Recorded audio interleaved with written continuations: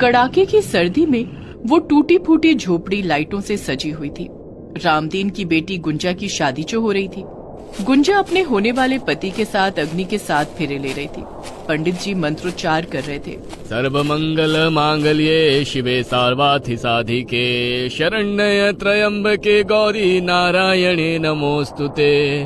रामदीन और उसकी पत्नी सरला मंत्रोच्चार को ध्यानपूर्वक सुन रहे थे। उनकी आंखों में आंसू है। सब कुछ किसी सपने के सच होने सा लग रहा है न जी? हाँ सरला, हाँ। ये कहकर वो कुछ दिनों पहले की यादों में खो गया। ये कहानी है रामपुर की। दिसंबर का महीना था।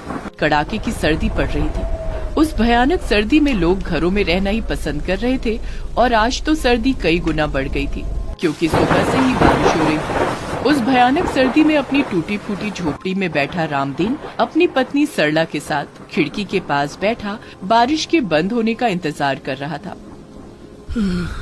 पता नहीं भगवान को हम गरीबों से ही क्या दिक्कत है। अरे एक तो कड़ाके की सर्दी पड़ रही थी, ऊपर से ये बारिश। अब ऐसे मैं कैसे जाऊं काम पर? सही कह रहे हो जी आप। भगवान को सारी दुश्मनी गरीबों से ही निकालनी होती है। एक तो इस महीने में इतनी बीमार रही, उसमें कितने सारे पैसे खर्च हो गए और अब ये सर्दी का सितम। तभी उनकी 21 साल की बेटी गुंजा उनके पास आई और अरे क्या हो गया माँ बाबा, फिर से आप लोग शुरू हो गए? अरे भगवान अमीर और गरीब का नहीं होता, वो तो सबका होता है। गुंजा को पता था कि उसके माता पिता का भगवान के ऊपर गुस्से का कारण सर्दी का मौसम नहीं बल्कि कुछ और है। पता नहीं बेटिया, तू सही कह रही है या गलत, पर भगवान का कोई चमत्कार हमारे जीवन में तो नहीं होता। और उसका सबसे बड़ा कारण है हमारी गरीबी। अरे माँ ऐसा नहीं है। पिछले 2 साल से हम तुम्हारे हाथ पीले करने की सोच रहे हैं, लेकिन तुम्हारी शादी के रास्ते में आड़े आ रही है हमारी गरीबी। जिससे भी बात करो उसे 2 लाख रुपए नगद चाहिए, घर का सामान अलग से चाहिए और शादी भी पूरे धूमधाम से हो, ये भी चाहिए। अरे अब गरीब आदमी इतना सब कुछ कहाँ से करे? ये कहकर रामदीन रोने लगता है। सरला की भी आंखों में आंसू आ जाते हैं ये देखकर। अरे बाबा माँ क्यों रो रहे हैं आप लोग? मैं क्या आप लोगों पर बोझ हूँ जो आप लोग मुझे जल्द से जल्द यहाँ से भगाना चाहते हैं? नहीं बेटा, तू बोझ नहीं है, लेकिन हर बाप की तरह मेरी भी इच्छा है ना कि अपने जीते जी तुम्हारा कन्यादान करूं, तुझे हंसी खुशी इस घर से विदा करूं। बाबा सब हो जाएगा, देखना भगवान सब ठीक कर देगा। रामदीन ट्रेन में झालमुड़ी बेचने का काम करता था। वो हर दिन सुबह घर से निकल जाता। झालमुड़ी ले लो, झालमुड़ी, तीखी तीखी झालमुड़ी ले लो। अरे भैया 10 रुपए की बनाओ झालमुड़ी, और हाँ थोड़ा ज्यादा चटपटा बनाना। जी बाबूजी। रामदीन सुबह के 7 बजे घर से निकल जाता और रात के 9 बजे तक जी तोड़ मेहनत करता और अपनी बेटी गुंजा की शादी के लिए पैसे जोड़ता। लेकिन चाहकर भी वो उतने पैसे नहीं जोड़ पा रहा था जितने की उसे जरूरत थी। अभी कुछ दिनों पहले सरला की तबीयत खराब हो गई थी। उसमें भी 25,000 रुपए खर्च हो गए थे। पता नहीं कब पैसे इकट्ठे होंगे और कब गुंजा की शादी होगी। पूरी 24 घंटे की बारिश के बाद अब आसमान साफ हो गया था, लेकिन सर्दी का सितम जारी था। लेकिन काम तो करना ही था ना, कब तक घर में बैठा जाता। रामदीन अपने फटे चिटे कपड़ों में ठिठुरते हुए निकल पड़ा स्टेशन की ओर। संयोग से उसी समय आरा एक्सप्रेस आई थी। वो तुरंत उसमें चढ़ गया। झालमुड़ी ले लो, झालमुड़ी, तीखी तीखी झालमुड़ी, सर्दी को भगा लो, झालमुड़ी ले लो, झालमुड़ी। रामदीन झालमुड़ी बेचता हुआ ट्रेन के डिब्बे में आगे की ओर बढ़ रहा था। तभी उसकी नजर ट्रेन के गेट के पास लेटे एक नौजवान लड़के पर गई। वो बिल्कुल बेसुध पड़ा हुआ था। उसके मुंह से झाग भी निकल रहा था। अरे अरे ये कौन है? इसे क्या हो गया? ये इसके मुंह से झाग क्यों निकल रहा है? रामदीन उस नौजवान को जगाने की कोशिश करने लगा। अरे बेटा उठो, उठो बेटा उठो। रामदीन ने उस लड़के की नब्ज पर हाथ रखा। वो बिल्कुल धीमे धीमे चल रही थी। उस लड़के का शरीर भी ठंडा हो रहा था। ये देखकर रामदीन घबरा गया।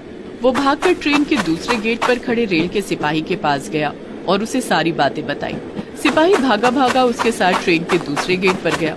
उसने जैसे उस नौजवान और उसकी हालत को देखा तो लो, फिर से जहर खुरानी गिरोह का शिकार हो गया एक और इंसान। हम लोग तो लोगों को समझा समझा कर थक गए हैं कि किसी अनजान से कुछ मत लो, किसी अनजान का दिया हुआ मत खाओ, लेकिन लोग सुनते ही नहीं। सिपाही जी, अब तो जो होना था वो हो गया, अब क्या करें? अरे क्या करना है, अब ट्रेन कहीं रुकेगी तो देखा जाएगा। लेकिन तब तक तो बहुत देर हो जाएगी। तो क्या करूं? हाँ बोलो क्या करूं? देखो हर दिन ट्रेन में ऐसे हादसे होते रहते हैं, हमने सबका ठेका तो नहीं ले रखा है। साहब, इंसानियत भी तो कोई चीज है। तू मुझे ज्यादा ज्ञान मत दे और जाकर झालमुड़ी बेच। मैंने कहा था ना, जब स्टेशन आएगा तो देखा जाएगा। लेकिन रामदीन का मन नहीं माना। उसने ट्रेन की चेन खींच दी।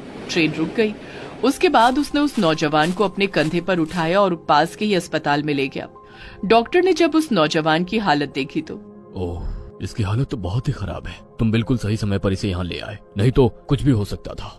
डॉक्टर ने उस नौजवान का इलाज शुरू किया।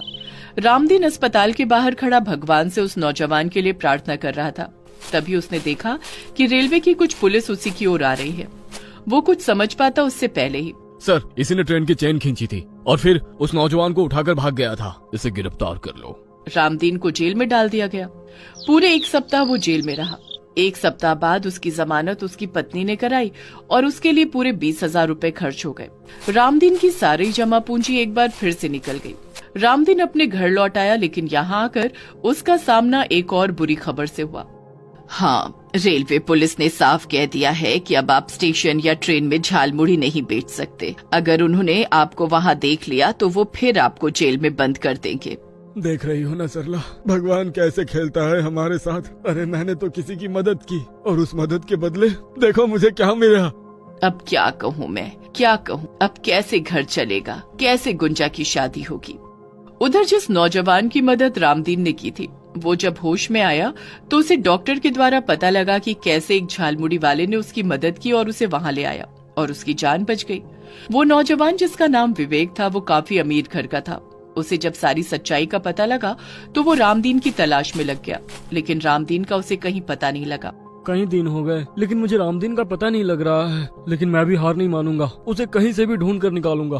फिर एक दिन विवेक को किसी से पता लगा कि रामदीन को रेलवे वालों ने स्टेशन परिसर और ट्रेन में झालमुड़ी बेचने से मना किया है। इस बात से उसे इतना शौक लगा कि उसे हार्ट अटैक आ गया और वो अस्पताल में है। विवेक तुरंत अस्पताल की ओर भागा। वहां जाकर उसे पता लगा कि रामदीन की हालत बहुत गंभीर है। उसके परिवार वालों के पास उसका इलाज के लिए भी पैसे नहीं है। विवेक गुंजा के पास गया। देखिए, आप लोगों को बिल्कुल चिंता करने की जरूरत नहीं है। मैं रामदीन चाचा का इलाज कराऊंगा। आप कौन है? मैं आपका शुभचिंतक हूँ। विवेक ने रामदीन के ऑपरेशन का पूरा खर्चा उठाया। रामदीन ठीक होकर घर तो आ गया, लेकिन अभी भी उसके दिमाग में गुंजा की शादी की बात घूमती रहती थी। एक शाम वो इसी चिंता में उदास सा बैठा रोए जा रहा था। तभी विवेक वहाँ पहुँचा। जब रामदीन ने उसे देखा तो अरे तुम तो वही हो ना जो उस दिन ट्रेन में। हाँ, मैं वही हूँ जिसकी आपने जान बचाई थी और जिसका खामियाजा आपको भुगतना पड़ रहा है।